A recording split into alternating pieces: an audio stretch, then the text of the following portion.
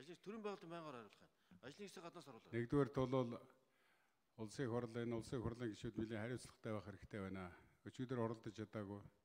Өнөөдөр одоо үдээс хойш үд өргөжж энэ хурлыг хэлж байгаа.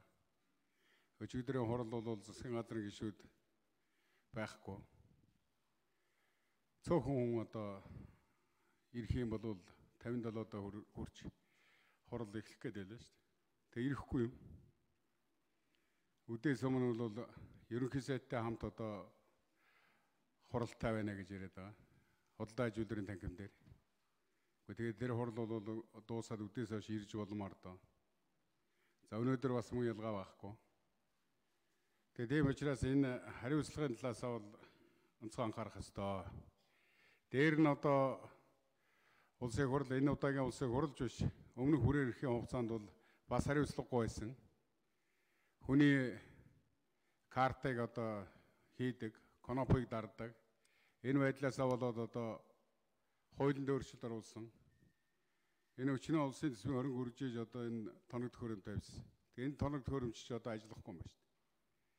Тэгээ иймэрхүү зохион байгуулалтын асуудал дээр анхаарах хэрэгтэй байхаа гэж нэгдүгээрт бол. Хоёрдугаарт миний нэг хэлэх гээд байгаа юм бол би маш тодорхой саналаа бол хэлсэн, шаардлага тавьсан. Энэ үндсэн хуулийн нэмэлт өөрчлөлтийг бол нэлээд одоо ойлголцол зөвшөлтсөн хүрээнд одоо энэ асуудлыг шийдэх ёстой. Ажлын намын зөвлөл одоо хаяад гараа явуулчлаа. Улсын ерөнхийлөгчийн санал алга байна. Улс төрийн намуудтай одоо зөвшөөрсөн зүйл байна уугүй юу? Мөн төвчлэн одоо цааш нь одоо ярих юм бол энэ үндсэн хуулийн нэмэлт өөрчлөлттэй холбоотой асуудлаар бид энэ 2016 оны одоо Монгол Ардын намаас дэвшүүлсэн мөрийн хөтөлбөрт тодорхой заасан байгаа. Эрх мэдлийн харилцсан хяналт тэнцэлтэй доктортой хариуцлагатай төрийг бий болгохын төлөө үндсэн хуулийн нэмэлт өөрчлөлтийг өнөөгийн хэрэгцээ шаардлагыг харгалзан ард түмнээс асууж шийдвэрлэнэ гэдэг. Үүний чинь дагуу бий бол ард түмний санал асуулгыг явуулаа гэсэн ийм тодорхой одоо байр суурь санал хэлсэн. Тэгэхээр нэгдүгээр асуух гэдэг юм бол энэ ард түмний одоо санал асуулгыг энэ хуулийн хүрээнд явуулах энэ талаар одоо ямар байр суурьтай байна. Бид энэ хавраас хойш одоо орон нутагт иргэд сонгогчтой уулзж байгаа. Янз янзэл одоо байр суурьтай байна. Тэгвэл одоо олонх нь бол энэ үндсэн хуулийн нэмэлт өөрчлөлтийн асуудлыг бол ард түмэн биднээс одоо асуух ёстой шүү гэсэн ийм шаардлагыг бол тавьж байгаа. Тийм учраас би энэ асуултыг асууж байна. За хоёрдугаарт бол үндсэн хуулийн нэмэлт өөрчлөлтийн энэ одоо төсөлд би 62 гишүүний нэг болж одоо энд бол гарын үсэг зурсан. Тэгэхээр энд бол нэгдүгээрт бол 2000 оны тэр хэл ам дагуулад байгаа дордуулсан гэж ярьдаг 7 өөрчлөлтийг одоо сэргээхтэй холбоотой энэ санал дээр бол би одоо нэгдсэн байр суурьтай. Дээр нь энэ улс төрийн намуудыг хариуцлагажуулахтай холбоотой санхүүжилт, энэ үйл ажиллагаатай холбоотой төлөвшүүлэх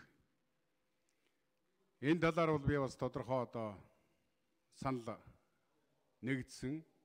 За хамгийн гол чухал асуудал бол бид нар 90 оноос хойш энэ байгалийн баялаг ард түмний мэдэлд байх тэр зарчим бол алдагдсан. Гадна дотны одоо өчнөө олон улсуудтай хойвилдаж энэ улс орныхоо баялагийг бол цөлмөд дууслаа. Тэгээ тийм учраас бол бүлгийн дарга намайг нэг үг хэлэх болцоолгооч бүлгийн дарга доктор сүрэн дарга. Тэгээд тийм учраас энэ 6-гийн 2 дахь Монгол улсын иргэдэд өмчлүүлснээс бусад газар түнчлэн газрын хэвлэлийг түүний баялаг ой усны нөөц ан амтны төрийн өмчвөн гэсэн ийм заалтыг бол одоо ард түмний өмч байх ёстой гэсэн ийм зарчмын одоо саналыг бол оруулсан. Гэтэл ажлын хэсгээс бол таны саналыг хүлээж авах болцоо байхгүй байна.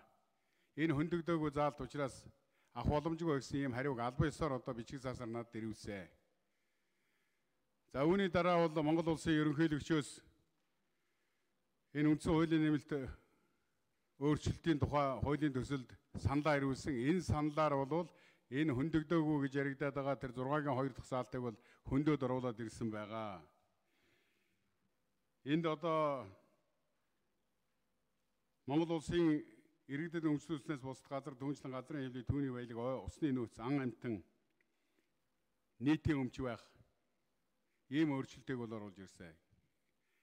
Энэ үндсэн хуулийн нэмэлтийн өөрчлөлттэй холбоотой үе шаттай явагдсан энэ хэлэлцүүлэг дээр ялангуяа энэ байгалийн баялагтай холбоотой хэлэлцүүлэг дээр би бүтэн өдөржин одоо суусан. Тэнд оролцож байгаа улс төрийн намуудын төлөөлөл, иргэний байгууллагын төлөөлөл, эрдэмтэд судлаачид энэ хэлэлцүүлэгт оролцсон хүмүүстэй бид бас байр суурь саналаа нэгтгэж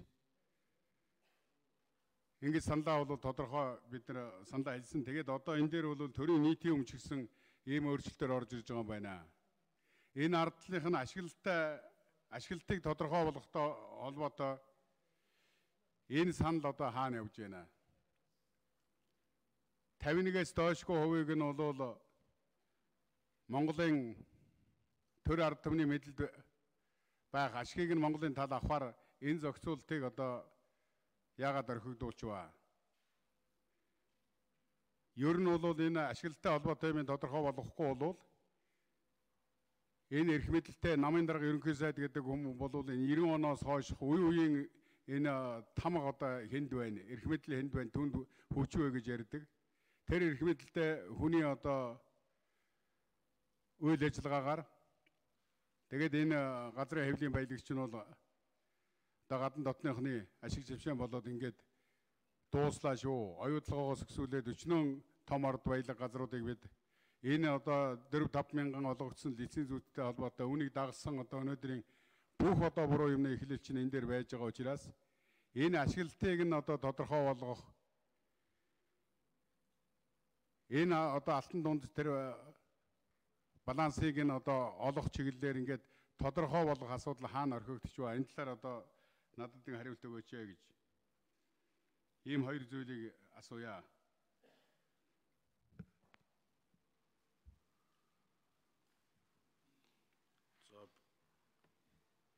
Эрхэм гишүүн сандагийн бямцагт асуултанд хариулна. Төрийн байгуулалтын байгууллагын дарга. За гишүүдийн хамгаалангаа альтгая. Тэгээд Бат-Эрдэнэ гишүүний асуултанд хариулъя. За үндсэн хуулийн нэмэлт өөрчлөлтийн төсөл улсын их хурлд өргөн баригдаад үндсэндээ нэг 2 сар гаруй хугацаа өнгөрч байгаа. Анхны хэлэлцүүлэг хийгдсэн. За одоо хоёр дахь хэлэлцүүлэг ингээд өнөөдөр эхэлж байна. Тэгээд за 1992 оны үндсэн хуулийг бол бас 2 жил гаруй хугацаанд боловсруулж тухайн үеийн ардын их хурлаас 14 хоногт хуралдаж батлана гэдэг 70 гаруй одоо 80 гаруй хоног хуралдаж байж баталж байсан ийм төвхтэй юм байна лээ. За 2000 оны үндсэн хуулийн өөрчлөлтийг бол 2 өдрийн дотор хийж байсан. Дордуулсан болоо гэж ярьдаг. За 1999 онд за 2000 онд дахиад одоо бас баталгаажуулахдаа бол 4 цаг хуралдаал баталж байсан юм төвхтэй юм байна лээ. Тэгээ үүнтэй харьцуулах юм бол одоо энэ удаг үндсэн хуулийн нэмэлт өөрчлөлтийн төсөл бол 15 онд улсын их хурлын одоо Батбаяр Зээнкулд нарын 47 гишүүн санаачилж өргөн барьж тэр төслөлтөөр одоо бас 70-80% нь суурилж улсын их хурлын гишүүн Лүндэ Жанцан тэргүүтээ 62 гишүүн одоо 16 оноос хойш 2 жил гаруй хугацаанд боловсруулж энэ 6 сарын 8-ны өдөр улсын их хурл өргөн барьж одоо хэлэлцэж эхэлсэн байгаа. Тэгэхээр мэдээж одоо хэлэлцэхдээ бол аль болох олон нийтийн оролцоог хангах эрдэмтэн судлаач, улс төрийн намууд, бусад байгууллагуудын саналыг авах ажлууд бол зохион байгуулагдсан. За энэ хүрээнд бас үндсэн хуулийн нэмэлт өөрчлөлтийн төслийн одоо анхны хэлэлцүүлэг хийгдэж байх явцад олон гишүүд одоо тухайлах юм бол Бат-Эрдэнэ гишүүн нарын одоо гишүүд ардсан намтаа зөвшөлдсөн, улс төрийн бус намуудаа зөвшөлдөх хэрэгтэй, Монгол улсын ерөнхийлөгчдөө зөвшөлдөх хэрэгтэй байна. Тийм болохоор одоо үндсэн хуулийн өөрчлөлтийг бол заавал зөвшөлдсөж байж батлах ёстой шүү гэсэн саналаа хэлж байсан. Үүний дагуу одоо наадмын өмнө 2 дахь хэлэлцүүлэг явуулахаар төлөвлөж байсан боловч одоо бас гишүүдийн саналыг аваад Монгол улсын ерөнхийлөгч улаан ардсан нам бас бус улс төрийн намуудаа зөвшөлдөх ажлыг хийж одоо хэрэгжүүлж өнгөрсөн хугацаанд ажилласан. За энэ хүрээнд Монгол улсын ерөнхийлөгчийн үндсэн хуульд оруулах нэмэлт өөрчлөлтийн төсөл саналыг бид нар бас хүлээж авч хэлэлцлээ. Улс төрийн одоо парламент судалтаа болон суудлагүй бүх намуудаа зөвшөлдөх ажлыг бүтэн 7 хоногийн турш зохион байгуулсан. Ингэж байж одоо төрийн байгуулалтын байнгаараа одоо өнгөрсөн 7 хоногт 2 дахь хэлэлцүүлгээ хийж дуусаад одоо өнөөдөр чуулганд орж ирж байна. Тийм болохоор одоо юу гэдэг нь зөвшөлтсөлтэй холбоотой асуудал бол нэлээд одоо хийгдсэн. Ардсан нам болон Монгол Улсын ерөнхийлөгч, парламент суудлага, одоо 30 гаруй улс төрийн намууд, эрдэмтэн судлаачид, олон нийтийн байгууллагууд, төрийн байгууллагууд бүгд одоо хангалттай ярилцж одоо бас энэ хэлэлцүүлгүүд хийгдэж байгаа гэдгийг бас нэгдүгээрт нь хэлье. За хоёрдугаар асуулт төр ард нийтийн санал асуулга юу болох вэ гэсэн асуулт асууж байна. Тэгээ ард нийтийн санал асуулгатай холбоотойгоор бас одоо Монгол ардын намын сонгуулийн мөрийн хөтөлбөр, засгийн газрын үйл ажиллагааны хөтөлбөрт бол ард нийтээс асууж байж үндсэн хуулийн одоо нэмэлт өөрчлөлтийн төслийг батална гэдэг одоо тусгасан байгаа. За үүнтэй холбоотойгоор мэдээж одоо хоёр дахь хэлэлцүүлгийн дараа ард нийтийн санал асуулга явуулах хэсгийг бол үндсэн хуульд нэмэлт өөрчлөлт оруулах журмын тухай хуулийн дагуу бол улсын их бол өөрөө шийднэ. Үүн дээр ч одоо их хурлын гишүүд бас ярьж байгаа. Ард нийтийн санал асуулга заавал батлах ёстой шүү гэж. Тэгэхээр хоёрдугаар хэлэлцүүлэг хийгдээд үүний дараа төслөө бид нэр гурав дахь хэлэлцүүлэг шилжүүлж улсын их хурл батлах уу? Эсвэл ард нийтийн санал асуулгаар батлуулах уу гэдгээ бол улсын их хурл өөрөө чуулганы хуралдаан шийдэх юм аа. Тийм болохоор ард нийтийн санал асуулга бол одоогоор яригдах цаг хугацааны хувьд бас боломжгүй байгаа гэдгийг бас хэлье. За 2000 оны дордуулсан 7 өөрчлөлтийг одоо өөрчлөлт талаар одоо хэрхэн яаж орсон бэ гэдэг дээр ер нь бол улсын их хурлын гишүүн Лүндэ Жанц нарын 62 одоо гишүүний төсөлтөр бол маш тодорхой тусгагдсан байгаа. Өөрөөр хэлбэл улсын их хурлын гишүүд одоо давхар дээлтэй байдаг бол их асуудалтай байна. Энэ одоо давхар дээлтэй байхыг тайлбар давхар дээлгүй бай улсын их хурлын гишүүн нь одоо засгийн газрын гишүүн одоо улсын их хурлын гишүүн байхыг одоо хориглоё. Гэсэн үүний дагуу бол ерөнхий сайд зөвхөн ерөнхий сайд улсын их хурлын гишүүн байж болно. Бос засгийн газрын гишүүд бол улсын их хурлын гишүүн байж болохгүй гэсэн одоо заалтыг оруулж иж одоо дордуулсан 7 өөрчлөлтийн заалтыг засаж байгаа. За мөн дараагийн нэг асуудал бол хуулийг батлахдаа нийт гишүүдийн олонхын саналаар баталдаг байсан бол одоо 2000 оны өөрчлөлтөөр хуралдаанд оролцсон гишүүдийн олонхын саналаар өөрчлөлт болцсон байсан. Үүнийг одоо бас засъя. Хуулийг эцэслэн батлахдаа нийт гишүүдийн олонхын саналаар баталдаг болёо. Өөрөөр хэлэх юм бол өнөөдөр 76 гишүүнтэй мөртлөө үндсэндээ 39 гишүүнээр ирс үрдээд 20 гишүүнээр хууль баталдаг. За байнгын хорон дээр 19 гишүүнээс 10 гишүүнээр ирс үрдээд үндсэндээ 5 гишүүнээр хуулийг баталдаг. Ийм байгаад байна. Энэ маань үндсэндээ бас их хурлын гишүүдийн оролцоо хуулийн чанарт нөлөөлж байна. Тийм болохоор одоо нийт гишүүдийн олон буюу 39 гишүүнээр хууль баталдаг болъё гэсэн ийм байдлаар одоо засъя гэж байна. Энэ бол бас олон нийтийн хүлээсэн хүлээж байгаа. За энэ хууль тогтоох байгууллагч бас ажиллаж чанартай олон нийтийн одоо сэтгэл санаанд хүртэл одоо хийх бололцоо боломжийг бүрдүүлэх талаас нэг сайжирч байгаа зохицуулалт. Иймэрхүү одоо тодорхой заалтуудыг одоо үндсэн хуулийн нэмэлт өөрчлөлтүүд нь бас өөрчлөлтөөр оруулж ирж байгаа. За мөн одоо бас их хурлын гишүүдийн эргүүлэн татах их хурлын гишүүдийг одоо бас их хурлыг одоо тараахтай холбоотой зохицуулалт өшөө тодорхой болох, өшөө илүү хариуцлагатай болох чиглэлээр тодорхой өөрчлөлтүүдийг оруулж иж 2000 оны дордуулсан 7 өөрчлөлтийг засахаар төсөлтөөр яригдж байгаа. Байнгын хороонд энэ саналууд нь бас дэмжигдээд явж байгаа гэдгийг танд бас хэлье. За улс төрийн намын хариуцлагын асуудал ярьж байгаа. Улс төрийн намын хариуцлагатай холбоотойгоор үндсэн хуулинд бас нам нь улсын хэмжээнд үйл ажиллагаа явуулах, за намын одоо санхүүжилт үйл ажиллагаа зохион байгуулалт нь ил тод байх гэдэг заалтууд орж ирсэн. Үүн дээрээс Монгол улсын ерөнхийлөгч бас улс төрийн намуудын одоо гишүүнчлэлийн босхийг 50,000-ээс дээш болгох санал оруулж ирсэн. За ардсан намын зөвлөлөөс бол нийт одоо иргэдийн 1%-аас доошгүй одоо гарын үс цуглуулж байж улс төрийн нам байгуулдаг байхаар оруулж ирсэн. За ажлын хэсгээр ярьж байгаад ажлын хэсэг бол нийт сонгуулийн насны иргэдийн 1%-аар одоо бас болгож өөрчилж байгаа. Өөрөөр хэлэх юм бол ерөнхийлөгч 50,000-ээс дээш гишүүдийн саналаар нам байгуулж болно гэж үзэж байсан. Ардсан намын зөвлөл бол 33,000-аас дээш иргэдийн одоо гарын үс цуглуулснаар нам байгуулж болно гэж үзэж байсан. За төслөөр бол одоо бид нэр ажлын хэсгээр байнгын хороонд ярилцаад 20,000-аас дээш гишүүдийн одоо гарын үсгээс нам байгуулж болохоор иймэрхүү байдлаар зохицуултууд бас орж ирж байгаа гэдэгс хэлье. За байгалийн баялаг ард түмний мэдлэлд байх, ард түмний өмч байх гэсэн санал маань хайчиж байгаа гэсэн асуудал ярьж байгаа. Тэгээ энэ дээр бас маш их маргасан, маш их мэтгэлцсэн олон удаа хэлэлцүүлэг дээр бас олон удаа яригдж байсан. За Лүндэ Жанц нарын 62 гишүүн төсөлтөр бол 6-гийн 2-ын төрийн өмч гэсэн заалтыг хөндөөгүй байсан. За Монгол улсын ерөнхийлөгч бол 6-гийн 2 дахь байгалийн баялаг Монгол улсын иргэдэд өмчлүүлснээс бусад газар түүнчлэн газрын хэвлэл, түүний баялаг авсны ан амтэн бол нийтийн өмч гэсэн заалт орж ирсэн. За энэ дээр бол олон талаас нь ярилцж байж улсын өмч байх уу, нийтийн өмч байх уу, ард түмний өмч байх уу, төрийн өмч байх уу гэд маш олон хуулиудаар ярилцж байгаа. Бас олон улсын жишгийг одоо бас ерөнхийдөө туршлагуудаа бидэн судалж байгаад төрийн нийтийн өмч байх нь зөв юм байна гэдэг дээр байнгын хорон дээр санал хураагдаад дэмжигдсэн байгаа. Өөрөөр хэлэх юм бол төрийн өмч чинь төрийн өөрийн өмч байдаг, төрийн бас нийтийн өмч гэж байдаг. Тийм болохоор төрийн нийтийн өмч гэсэн томьёолоор явах нь зөв юм байна санал дэмжигдсэн. За улсын өмч гэх юм бол бас одоо юу гэдгийг улсын өмч ч одоо хувийн хувьсгалын одоо тийм үү төрийн бүхэл өмч хамардаг учраас улсынх гэж зохимжгүй юм байна. Ард түмнийх гэж хэлэх нь бас илүү зохимжгүй юм байна гэж үзсэн. Ингээд төрийн нийтийн өмч болохоор ирсэн. Ер нь дэлхийн одоо улс орнуудын туршлагыг судлаад үзэхэд дийлэнх нь бол төрийн өмч гэж байдаг юм байна лээ. Тийм болохоор ийм байдлаар томьёолох нь зөв юм байна гэж ажлын хэсэг санал гаргаад энэ бас байнгын орондоо дэмжигдсэн байгаа. За дараагийн байгалийн баялагийг ашиглахдаа төрөөс байгалийн баялагийг ашиглахдаа тэгш байдал шударгаас үндэсний эдийн засгийн аюулгүй байдал тогтвортой хөгжил хангах зарчмыг баримтлана гэж одоо 6-2 дээс нэмэлт нэг заалт оруулж ирсэн. Энэ заалтыг Монгол Улсын ерөнхийлөгч бас 51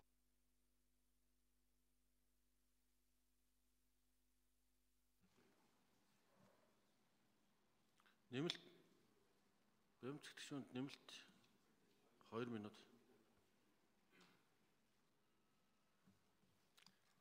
За байгалийн баялагийг ашиглахдаа тэгш байдал шударгаас үндэсний аюулгүй байдал тогтвортой хөгжил хангах зарчим баримтлан газрын хэвлийн баялагийг төрөөс олгосон тусгай зөвшөөрлийн үндсэн дээр Монгол Улсын хуулийн этгээд энэ зүйл заасан зарчмын дагуу ашиглуулж болно.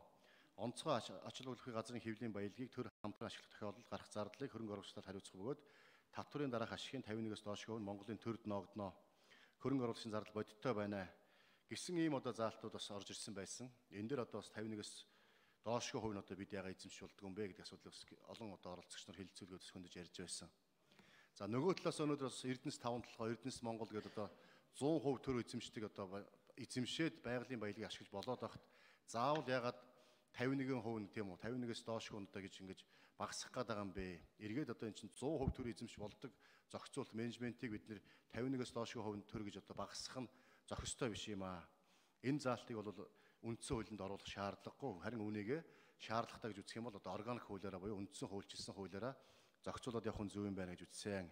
Үүний дагуу Монгол Улсын иргэдэд өмчлүүлснээс бусд газар түүнчлэн газрын хэвлэл, түүний баялаг, ой усны нөөц, ан амьтан, төрийн нийтийн өмч байна. За байгалийн баялагийг ашиглахдаа гэдгийг газрын хэвлийн баялагийг ашиглахдаа төрөөс олгосон тусгай зөвшөөрлийн үндсэн дээр Монгол Улсын хуулийн этгээд энэ заасны дагуу энэ ч одоо юу болчихсон явж байгаа юм.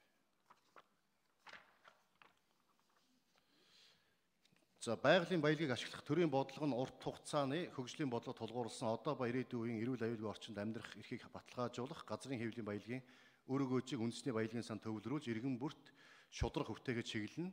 Иргэн эрүүл аюулгүй орчинд амьдрах эрхээ хүрээнд газрын хэвлийн баялаг ашигласнаар байгаль орчинд үзүүлэх нөлөөллийн талаар мэдэх хэрэгтэй гэж томьёолж оруулж ирж байгаа. Өөрөөр хэлэх юм бол энэ томьёол нь илүү одоо урд томьёолоос илүү байгалийн баялагийг газрын хэвлийн баялагийг иргэддээ өр өгөөжтөө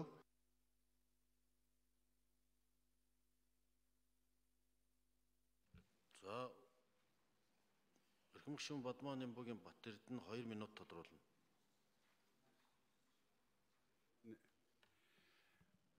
Баярлалаа бэмцэгтраа. Би ажлын хэсэг та нараас нэг асуух гээд байгаа юм бол за би ерөнхийлөгчийн намгын газрын дараагаас асууя. Энэ нийтийн өмч болсноор одоо ямар сөрөг сурдлага хуулга явуулаад байна гэхээр зэрэг нийтийн өмчгээд ингээд ороод ирэх юм бол одоо олон нийтийн ийм компани байгуулад ингээд одоо лойрда цөлмөө дууснаа.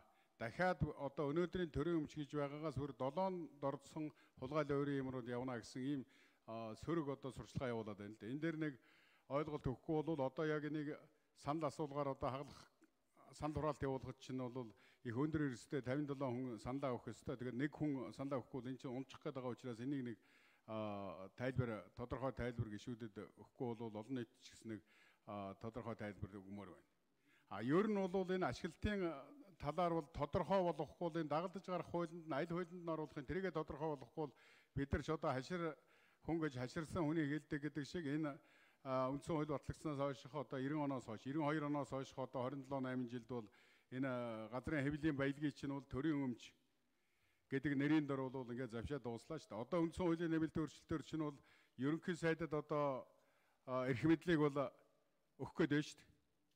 Би түрүүн хэлсэн тийм ээ.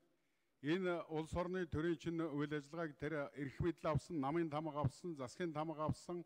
За дээр нь одоо хамгийн дээд өндөр албан тушаалд байж байгаа улсууд чинь л одоо энийг нааш цааш нь бүх хэмийг хийгээ явуулж байгаа шүү дээ. Бид нар бол одоо ингээд хомргонд нь явж байгаа болохоос биш яг одоо их хурл сууж байгаа эсвэл одоо намын өдрөдөх зөвл сууж байгаа улсууд бол тэнд нэг оролцоо одоо үндэ бол байхгүй байгаа шүү дээ. Энд чинь бол бодит зүйл шүү дээ. Тэгээ ингээд бүрэн эрх мэдлийг нь ерөнхий сайдад дахиад өгөө явуулдаг. Тэгтэл энэ байгалийн баялагтай холбоотой ашиглалтын юм тодорхой болохгүй л тэр нөхөр чинь дахиад урдах нөхдөд. За энэ хол дараах хариулъя. 80 дугаар микрофон. Бат-Эрдэнэ гишүүний асуултанд хариулъя. Хашир хүн гэж хаширсан хүнийг хэлнэ гэд үг байдаг. Одоогийн үндсэн хуулийн 6 дугаар зүйлийн 1 дээр Монгол улсад газар түүний хэвлэл ов санта ургамал болон байгалийн бус соёлын гацхаар түмний мэдл төрийн хамгаалтанд байна гэд тунхалсан байна. Одоо бидний ярьж байгаа бол 6 дугаар зүйлийн 2 байна. 6 дугаар зүйлийн 2-т ард түмний мэдэлд байдаг өмчийг төрийн өмч гэж томьёолоо явуулсан байна. Ард түмнээсээ сонгогддог, ард түмнийхөө төлөө ажилдаг төлөөлөгч нартай улсад бол энэ томьёол бол байж болно. Гэхдээ ард түмнээсээ сонгогдчоод төрийн өмчийг хувийн юм шиг авч үздэг ийм төртэй байж үзсэн. Ердөө саяхан 3 жилийн өмнө ерөнхийлөгч асан элбэгд орж ерөнхий сайд асан сайхан бэлэг, шадар сайд асан инх сайхан нар ард түмний мэдэлд байдаг Эрдэнэс тавталгын компанийг Монгол Хятадын хамтарсан компанид 100 жилээр үнэгүй өгөхөөр шахлаа шин. Тэгээ энэ танхимд одоо сууж байгаа гишүүд авч үлдсэн. Тийм учраас төрийн өмч биш юм аа. Төрийн өмч гээд үлдээчих юм бол улсын их хурлын гишүүдийн 6-2 ихний өгүүлбэрийг хөндөг үлдээ. Хуучин шиг юм үргэлжлээд ээж магадгүй. Төрийн нийтийн өмч гээд энэ өөр тодорхойлолт иргэний хуулинд байна. Тэрэн дотор одоо энэ бол нийт ард түмний өмч юм а гэдэг утга агуулга бүрэн байгаа учраас ерөнхийлөгч зөвшөөрлөлтийн ажлын хэсэг дээр төрийн нийтийн өмч гэдэг нэр томьёолыг зөвшөөрсөн. Тэр нь буцаж орж ирээд ардын нам бүлэг дээр унаад тэгээ ерөнхийлөгчийн зарчмын байр суурь бол энэ төрийн өөрийн өмч гэдэг энэ санал ширээ байшин барилгаас өөр юм гэдгийг л тунхаглая.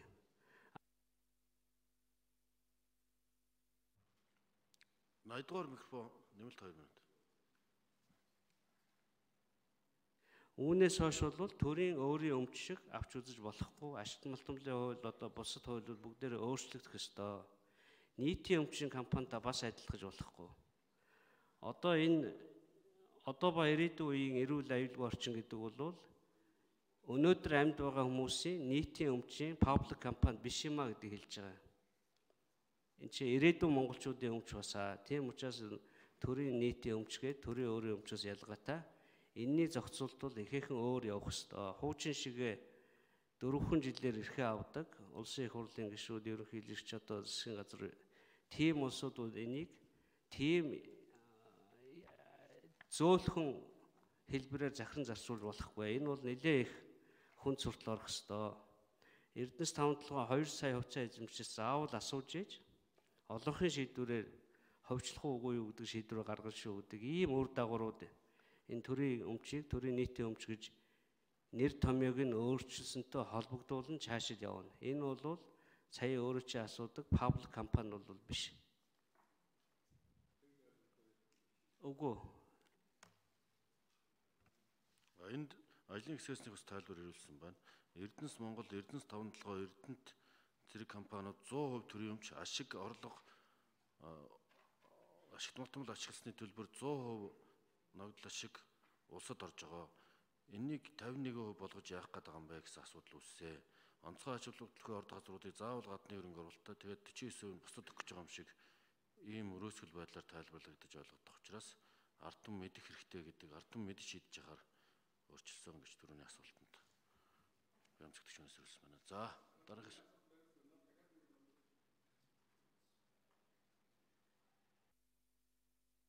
сая болон төрийн нийтийн өмчгөө хариулсан да тий. Энд чи тэгэр та 8 минут асуусан. Тэгээ 2 минут нэмж асуусан. Ингээд 10 минут та асуулаа. Сая 2 минут асуусан. Дахиад 2 минут багхгүй. Тэгэн дээр нөгөө эн чи юуны тэгэр үндсэн хуулийн хэлэлцүүлгийн дэгэн нэм юм бэл. Тэгэр явахгүй бол бас дэг зөрчил цэц дээр очиж нууцлаараа. За эрхэм гишүүн Жалб сүрэнгийн Бацаандан асуулт асууна. За үндсэн хуулийн